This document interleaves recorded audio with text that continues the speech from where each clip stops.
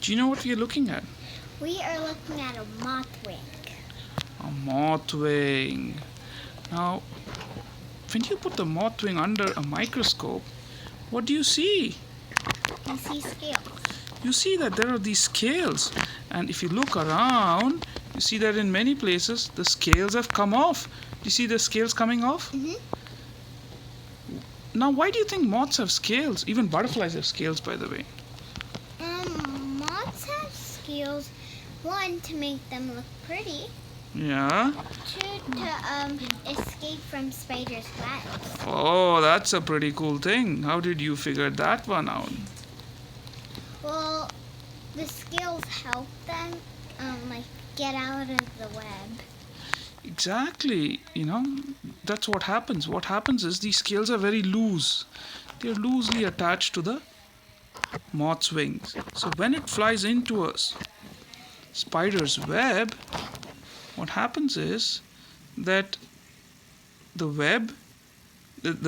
wing gets stuck on the web, but the scales come off, so the wing can come off, and thus the moth can fly away. So this is called an adaptation. Can you say that? Adaptation. It's an adaptation.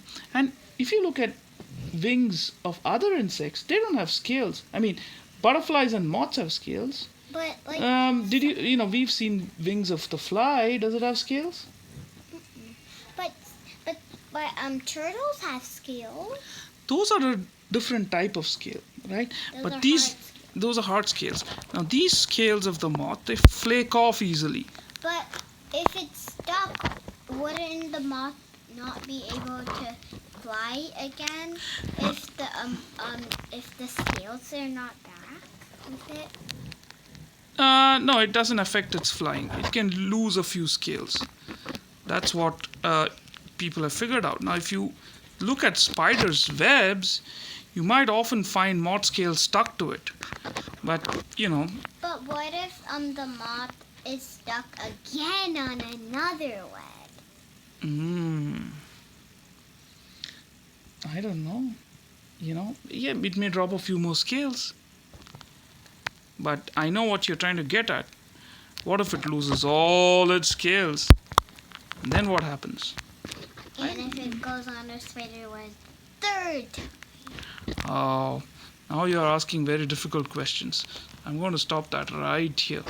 Perhaps we should do an experiment someday to look at moths flying through spiders' webs to see what happens. Okay? All right. So here are the scales of your moth. Now the funny thing is, as you know, I'm taking this with my regular light. Now just look at the way, I just have to move the phone back and look what happens. Right? These effects of the light that you see, they're pretty cool. I really like playing around with this. When you go sideways, it kind of goes to the dark field. Yeah, it looks like the dark field, and this looks like pseudo phase contrast. So we'll have to play around with this a little more. Maybe in the coming days we will. When you go that way, it's like it goes darker, and then when you go this way, it goes lighter. Yeah, pretty interesting, right? Mm-hmm. Okay. Bye. Bye.